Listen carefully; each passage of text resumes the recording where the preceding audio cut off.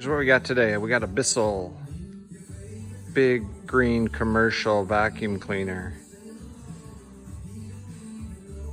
No longer picks up anything. Let's find out what's wrong. Okay, we got it in the shop.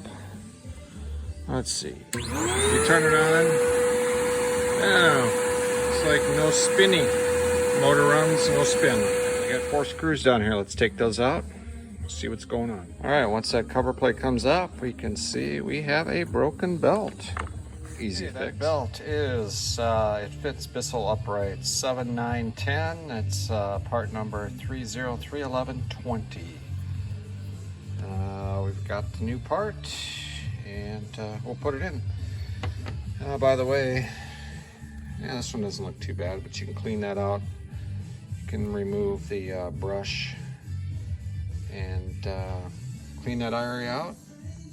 If you have dogs or a lot of long hair, you can clean it off the brush also. And then we'll show you how to reinstall the new belt over the pulley down there, over the brush, and then you're going to stretch it into place. This side has a rectangular, slides into that spot right there. This one is more round.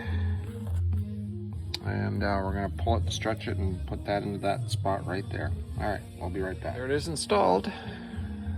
Pretty easy. If you slide the right side in first, it's more rounded, and then just this little gray part just rotates, and you can line it up and push it into place. And we'll put this cover back on, and we will run it and give it a little test drive. We'll plug her back in. And let's see what we got. Who's new?